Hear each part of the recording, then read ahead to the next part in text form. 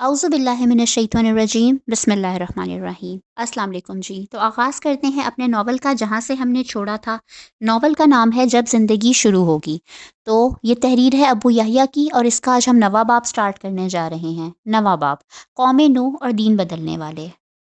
उस्ताद फरहान अहमद और जमशेद की याद ने मेरे अंदर एक गहरी खामोशी पैदा कर दी थी। साले को इसका अच्छी तरह अंदाज़ा था। इसने मेरी तवज्जो एक दूसरी तरफ बटाने के लिए कहा, तुम भूल गए हो कि हम असल में रसूल अल्लाह सल्लल्लाहु अलैहि वसल्लम से मिलने निकले थे। तुम बीच में बैठ गए, अब वो खुद तुम्हें याद कर रहे हैं। क्या अब्बू अभी तक रसूल अल्लाह सल्लल्लाहु अलैहि वसल्लम से नहीं मिले? अनवर ने हैरत से कहा। सालेह वजाहत करते हुए कहने लगा, उम्मत मोहम्मदिया का हर वो शख्स जो मैदान हशर से कामयाब होकर आता है, इसके घर वाले इसका इस्तकबाल करते हैं। फिर दीगर कामयाब लोगों के साथ इसे रसूल अल्लाह सल्लल्लाहु अलैहि वसल्लम के मुबारक हाथों से जाम कौसर पीने की सादत मिलती है। इसके बाद वो लोग खुशी खुशी बकौल तुम्हारे वालिद के इस झील के किनारे किसी जगह आ बैठते हैं। मगर तुम्हारे वालिद को मैदान हशर में घूमने का शौक था, इसीलिए हजूर से मुलाकात से कबल ही इन्हें इनकी दरख्वास्त पर दोबारा मैदान हशर में भेज दिया गया। लेकिन अब हजूर ने इन्हें खुद ही तलब कर लिया है। खैरियत, इस तलबी की कोई ख़ास वजह? नाइमा ने पूछा। तो साले ने जवाबन कहा, बात यह है कि उम्मतों का हिसाब होते होते अब हज़रत नूह की कौम का हिसाब किताब शुरू हुआ है। मगर इनकी कौम ने इस बात ही से इनकार कर दिया है कि नूह ने इन तक खुदा का कोई पैगाम पहुंचाया था। ये क्या बात हुई? वो कैसा कैसे कह सकते हैं कि इन तक खुदा का कोई पैगाम नहीं पहुंचा? इनको तो दुनिया ही में इनके जुर्म में गर्क कर दिया गया था कि उन्होंने हज़रत नूह के पैगाम को झुटलाया था। अल्लाह ताला के इस फैसले के बाद वो इसके सामने खड़े होकर ये कैसे कह सकते हैं कि हज़रत नूह ने इन तक खुदा का पैगाम नहीं पहुंचाया? आरफा ने हैरानी से सवाल किया। लैला ने इसकी बात पर मजीद इजाफा किया, और अगर वो ये झूठ बोलने के लिए ढिठाई पर उतर ही आए हैं तो कुरान मजीद में बयान हुआ था कि ऐसे लोगों के मुंह बंद करके इनके हाथ पांव से गवाही ले ली जाएगी। तो अब वो ये बात कैसे कह रहे हैं? साले ने इन्हें समझाते हुए वजाहत की, ये बात कहने वाले लोग हज़रत नूह की वो कौम नहीं जिन पर अजाब आया था। ये लोग दरअसल हज़रत नूह पर ईमान लाने वालों की औलाद में से हैं, जिन्होंने कौम नूह के गर्क होने के बाद दुनिया को आबाद किया था। मगर इनकी एक बड़ी तादाद वो थी जिनमें हज़रत नूह के बाद बराह रास्त कोई पैगंबर नहीं आया। ये लोग तौहीद और आखिरत की इसी रहनुमाई पर गुजारा कर रहे जो दरअसल हज़रत नूह की थी। चाहे एक तवील वक्त गुजरने की बिना पर वो इसको इस हैसियत में ना जानते हों, और चाहे उन्होंने इसकी शक्ल कितनी ही बिगाड़ दी हो, इसीलिए वो हज़रत नूह की रहनुमाई के मुनकिर हो गए हैं। मैंने गुफ्तगू में मुदाखलत करते हुए साले की बात को मज़ीद वाज़ेह किया। देखो, बात यह है कि इंसानियत का बेशतर हिस्सा हज़रत नूह ही की औलाद में से है। इनमें बहुत से गिरोह, ख़ासकर सामी नस्ल के लोग जो दुनिया के मरकज़ यानी मिडल ईस्ट और इसके अतराफ़ में आबाद रहे, वो हैं जिनमें नबूवत और रिसालत का मुस्तकिल सिलसिला कायम रहा। मगर बहुत से ग्रोहों में हज़रत नूह के बाद कोई पैगंबर नहीं आया। ख़ासकर हज़रत इब्राहीम के बाद तो सूरत हाल ये हो गई थी कि इनकी नस्ल से बाहर कोई पैगंबर आया ही नहीं। चुनाचे यही वो बाकी लोग हैं जो औलाद नूह या कौम नूह में से हैं। इन्हें उम्मतों के हिसाब किताब के मौके पर हज़रत नूह की उम्मत के साथ पेश किया गया है। मगर ये लोग बराह रास्त हज़रत नूह की तालीमात को इनके नाम से इस तरह नहीं जानते जिस तरह अहले किताब या मुसलमान जानते हैं। चुनाचे इन लोगों ने हज़रत नूह के पैगाम पहुंचाने से ही इनकार कर दिया है, और इनकी ये बात एक तरह से गलत नहीं है। साले ने मेरी बात को आगे बढ़ाते हुए कहा, अब्दुल्ला ने ठीक कहा। हकीकत यह है कि नूह की इस कौम तक खुदा का पैगाम असल में उम्मत मोहम्मदिया ने पहुंचाया था। इसीलिए रसूल अल्लाह सल्लल्लाहु अलैहि वसल्लम की उम्मत के तमाम अव्वलीन व आखिरीन शुहदा को बुलाया जा रहा है, जिन्होंने पिछली दुनिया में इन लोगों पर हक की गवाही दी थी। आज ये शुहदा बताएंगे कि उन्होंने किसी न किसी तरह इन लोगों तक तौहीद का वो पैगाम पहुंचा दिया था जो हज़रत नूह की विरासत था, और जो बाद के अदवार में ज़ाया हो गया था। मगर आखिरी रसूल की बासत के बाद ता क़यामत इस पैगाम को महफूज कर दिया गया था, और उम्मत मुस्लिमा ने तौहीद की ये अमानत औलाद नूह तक पहुंचा दी थी। नाइमा ने मेरी तरफ देखते हुए पूछा, तो फिर इन्हें उम्मत मोहम्मदिया के साथ क्यों नहीं पेश किया गया? वो इस्लाम कबूल कर लेते तो ऐसा ही होता, मगर उन्होंने इस्लाम कबूल किया ही नहीं और अपने तहरीफ शुदा आबाई मज़हब पर कायम रहे। आज हर उम्मत चूँकि अपने रसूल के साथ पेश की जा रही है, तो ऐसे सारे लोग कौम नूह के तौर पर पेश किए गए हैं क्योंकि इनके आबा व अजदाद हज़रत नूह पर ईमान लाए थे।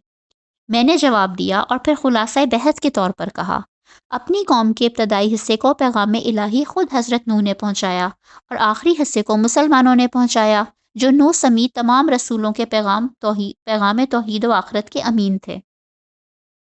چلو بھائی، اب بلایا جا رہا ہے، صالح مجھ سے مخاطب ہو کر بولا۔ اس کے ساتھ ہی ہم دونوں اٹھ کر وہاں سے روانہ ہو گئے۔ ہم ایک دفعہ پھر رسول اللہ صلی اللہ علیہ وآلہ وسلم کی بارگاہ میں موجود تھے۔ وہی نور، وہی جمال، وہی جلال۔ مجھے یہ محسوس ہوتا تھا کہ میں صدیوں سے حضور کو جانتا ہوں۔ مجھے محسوس ہو رہا تھا کہ جیسے آپ کی محبت میرے دل میں بڑھتی جا رہی ہے۔ میں اس وقت بھی حضور کی مجلس میں پچھلی نشست پر بیٹھا ٹکٹکی باندھے حضور کے چہرہ پر نور کو دیکھے جا رہا تھا۔ حضور اس وقت تک اپنے قریب بیٹھے اصحاب سے کچھ گفتگو کر رہے تھے۔ اسی اثناء میں ان کے قریب آ کر ایک صاحب نے ان کے کان میں کچھ کہا۔ صالح نے، جو میرے ساتھ بیٹھا ہوا تھا، سرگوشی کے انداز میں مجھ سے کہا، یہ خادم رسول حضرت انس ہیں اور حضور کو تمہارے بارے میں بتا رہے ہیں۔ اس کے ساتھ ہی حضور نے نظر اٹھا کر مجھے دیکھا اور ایک دل نواز مسکراہٹ کے ساتھ میرا استقبال کیا۔ اس سے صالح کی بات کی تصدیق ہو گئی کہ حضرت انس نے میری ہی آمد سے حضور کو مطلع کیا تھا۔ پھر مسکراتے ہوئے حاضرین سے فرمایا، اللہ کے پیغمبر اور انسانیت کے جد امجد نوح کی امت نے ان کی شہادت کو یہ کہہ کر قبول کرنے سے انکار کر دیا ہے کہ نوح نے ان تک براہ راست کوئی پیغام نہیں پہنچایا۔ حقیقت یہ ہے کہ یہ پیغام میری امت نے قوم نوح تک پہنچایا تھا۔ آپ حضرات چونکہ تمام انبیاء کے ماننے والے ہیں اور میری وساطت سے جو دین آپ کو ملا وہی نوح کو بھی ملا تھا، اسی لیے آپ کی یہ ذمہ داری ہے کہ حضرت نوح کی طرف سے آپ لوگ اللہ تعالیٰ کی بارگاہ میں پیش ہوں اور یہ گواہی دیں کہ ایمان و عمل صالح کی جو دعوت نوح نے دی تھی اور جو میں نے آپ لوگوں تک پہنچائی تھی، وہ آپ نے بلا کم و کاست قوم نوح تک پیش کر کے میرے اور نوح کے مشن کی تکمیل کر دی تھی۔ یہ کہتے ہوئے حضور نے اپنے برابر بیٹھے ہوئے حضرت ابو بکر سے کہا، ابو بکر کھڑے ہو جاؤ۔ یہ سنتے ہی ابو بکر کھڑے ہو گئے۔ پھر آپ نے حاضرین سے مخاطب ہو کر کہا، یہ میرے رفیق ابو بکر ہیں۔ ان کے علاوہ میرے زمانے سے لے کر قیامت تک کے تمام انسانوں کے میرے نمائندے امتی یہاں موجود ہیں۔ آپ لوگ ابو بکر کی قیادت میں اللہ تعالیٰ کی بارگاہ میں پیش ہوں اور اس حق کی گواہی دیں جو آپ کے پاس ہے۔ یہ کہتے ہوئے حضور کھڑے ہو گئے اور اس کے ساتھ ہی سارے حاضرین بھی کھڑے ہو گئے۔ ابو بکر نے رسول اللہ کے ہاتھوں کا بوسہ لیا اور آگے بڑھ گئے۔ ان کے بعد تمام حاضرین نے ایک ایک کر کے نبی کریم کے ہاتھوں کا بوسہ لیا۔ میرا نمبر سب سے آخر میں تھا۔ میں نے بھی یہ شرف حاصل کیا اور اس کے بعد ہم سب سیدنا ابو بکر کی قیادت میں میدان حشر کی طرف روانہ ہو گئے۔ میں ان بزرگ ہستیوں کے درمیان سب سے پیچھے چل رہا تھا۔ صالح میرے ساتھ نہیں تھا۔ حضور کی مجلس سے اٹھتے وقت وہ مجھ سے یہ کہہ کر الگ ہو گیا تھا کہ یہ کار شہادت ادا کرنے تمہیں تنہا جانا ہوگا، البتہ وہاں سے واپسی پر میں تمہیں مل جاؤں گا۔ میں راستے میں دل ہی دل میں یہ سوچ رہا تھا کہ میں اس قابل نہیں کہ ایسی بابرکت اور بزرگ ہستیوں کے بیچ امت محمدیہ کی نمائندگی کروں۔ مجھ پر یہ احساس اتنا غالب ہونے لگا کہ میں نے سوچا کہ میں خاموشی سے اس مجمع سے نکل جاتا ہوں۔ کسی کو کیا پتہ چلے گا؟ اللہ تعالیٰ میرے زمانے کے کسی اور شخص کو بلوا لیں گے۔ اس خیال سے میں آہستہ آہستہ پیچھے ہونے لگا، یہاں تک کہ میرے اور ان لوگوں کے بیچ میں کافی فاصلہ ہو گیا۔ میں نے موقع غنیمت جانا اور واپس حوض کوثر کی سمت جانے کے لیے مڑا ہی تھا کہ پیچھے سے یکایک آواز آئی، عبداللہ یہ کیا کر رہے ہو؟ میں گھبرا کر پیچھے پلٹا تو پیچھے سیدنا ابو بکر کھڑے تھے۔ میں کو شرمندہ سا ہو گیا۔ میری حالت ایسی ہو گئی جیسی میں چوری کرتے ہوئے پکڑا گیا ہوں۔ میں نے پہلے سوچا کہ کوئی بہانہ بنا دوں، مگر خیال آیا کہ یہ دنیا نہیں محشر ہے، اللہ تعالیٰ اسی وقت اصل بات کھول دیں گے، لہٰذا میں نے صحیح بات بتانے ہی میں عافیت سمجھی۔ ساتھ میں ان سے یہ درخواست بھی کی کہ میری جگہ کسی اور کو لے جایا جائے۔ ابو بکر میری بات سن کر ہنسنے لگے اور بولے، شہادت کے لیے لوگوں کا انتخاب اللہ تعالیٰ نے کیا ہے، اسی نے ایک فرشتے کے ذریعے مجھے یہ بتا دیا تھا کہ عبداللہ کس وجہ سے واپس جا رہا ہے۔ انہوں نے آہستگی سے میرا ہاتھ تھام لیا اور آگے کی طرف چلنے لگے۔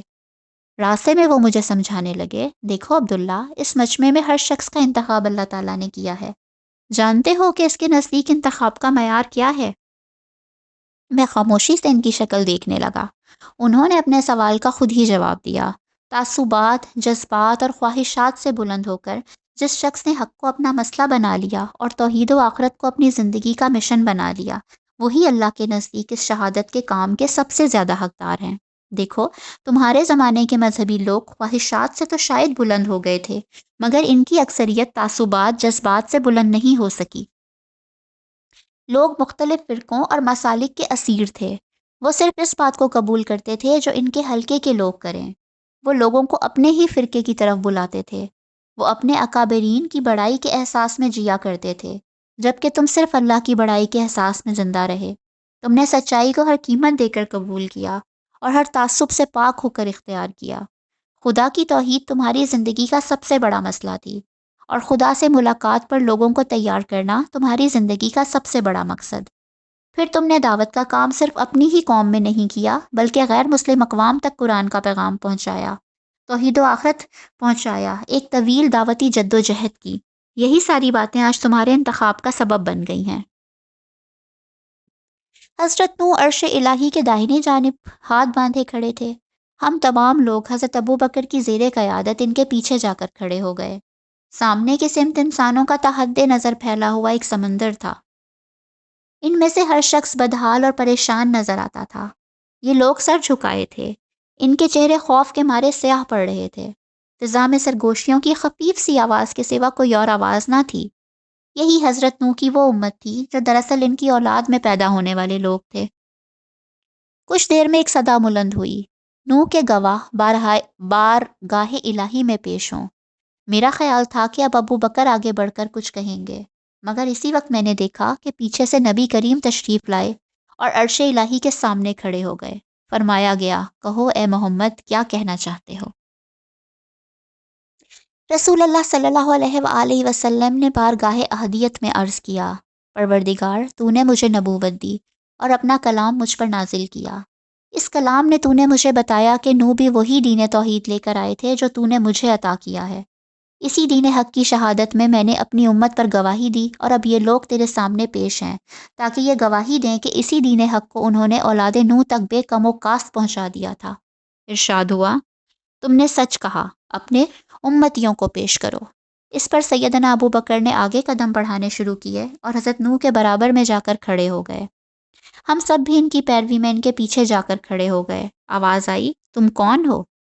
حضرت ابو بکر نے اپنا تعارف کروایا، اور پھر ہم میں سے ہر شخص کا نام اور زمانہ بیان کر کے اس کا تعارف کروایا۔ آپ نے عرض کیا کہ ہم امت محمدیہ ہیں۔ ہم پر آپ کے آخری نبی صلی اللہ علیہ وآلہ وسلم نے حق کی شہادت دی اور یہ بتایا کہ نوح بھی اسی دین کو لے کر آئے تھے۔ نوح اور محمد کا یہی دین ہم نے دنیا کی تمام اقوام تک پہنچایا۔ ان لوگوں کو بھی ہم نے حق پہنچا دیا تھا جو آپ کے سامنے امت نوح کی حیثیت میں موجود ہیں۔ اس گواہی کے بعد امت نوح کے لیے جائے فرار کے راستے بند ہو گئے۔ یہ بات واضح ہو گئی کہ نوح کا دین وہی تھا جو محمد صلی اللہ علیہ وآلہ وسلم کا تھا، اور امت محمدیہ نے اس دین کو دنیا تک پہنچا دیا تھا۔ اب امت نوح کا حساب اسی گواہی کی روشنی میں ہونا تھا۔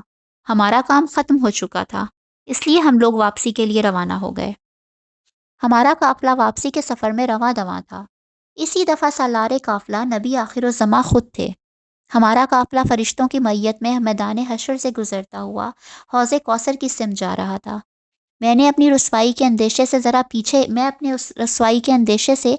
پیچھے ہی چل رہا تھا۔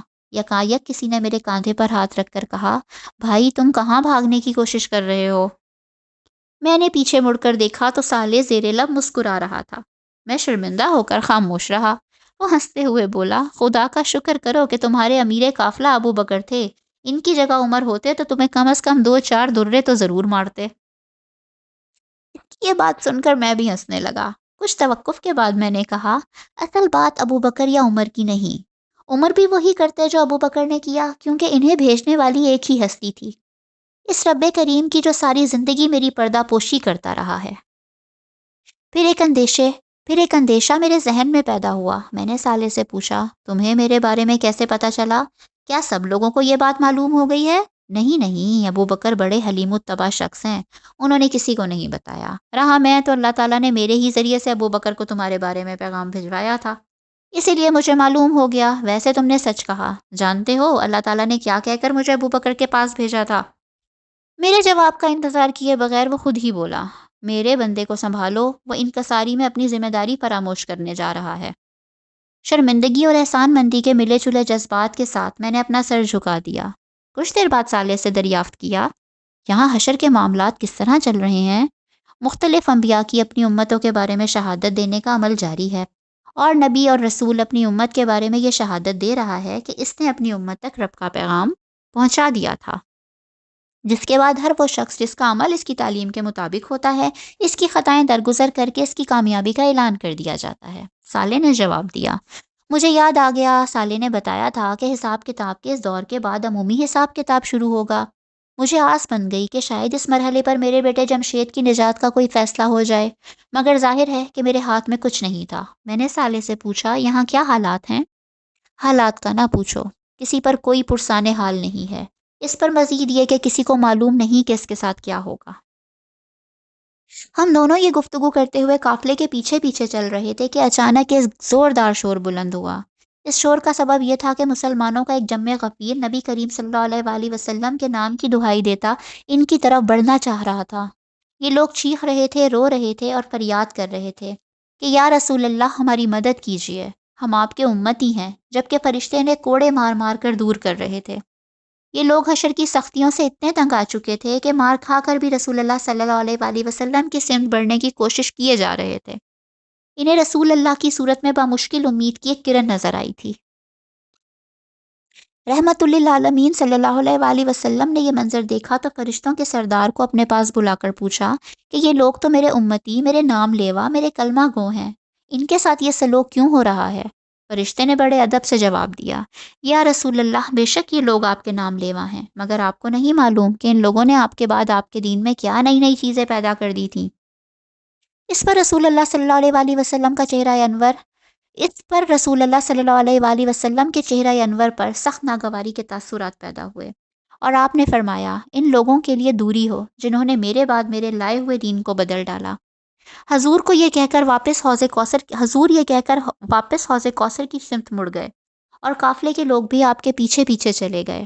میں بھی آگے بڑھنا چاہ رہا تھا کہ صالح نے کہا، رکو اور دیکھو یہاں کیا ہوتا ہے۔ میں نے دیکھا کہ فرشتے ان لوگوں پر بری طرح پل پڑے تھے۔ اسی اثنا میں میدان حشر کے بائیں جانب سے کچھ مزید فرشتے بھی آ گئے۔ انہوں نے انتہائی بے رحمی سے ان لوگوں کو مارنا شروع کر دیا۔ فرشتے کوڑا مارتے اور ہزاروں لوگ اس کی زد میں آ کر چیخنے چلانے لگتے اور دور جا گرتے۔ تھوڑی ہی دیر میں قوس کے قریب کا علاقہ صاف ہو گیا۔ مار کھاتے اور بلبلاتے ہوئے یہ لوگ جنہوں نے دین اسلام میں نت نئے عقیدے اور اعمال ایجاد کر لیے تھے، اپنی رسوائی اور بدبختی کا ماتم کرتے ہوئے وہاں سے رخصت ہو گئے۔ میں تالے کے ساتھ کھڑا یہ عبرتناک منظر دیکھ رہا تھا۔ میں سوچ رہا تھا کہ یہ وہ بد نصیب ہیں جن کے لیے قرآن مجید کی ہدایت اور رسول اللہ صلی اللہ علیہ وآلہ وسلم کی سنت ناکافی تھی، اسی لیے انہوں نے اس میں اضافہ اور تبدیلی کر کے دین حق کا چہرہ مسخ کرنے کی کوشش کی۔ ان کے پاس اپنی ہر گمراہی اور بد عملی کی ایک بے جا منطق موجود ہوتی تھی۔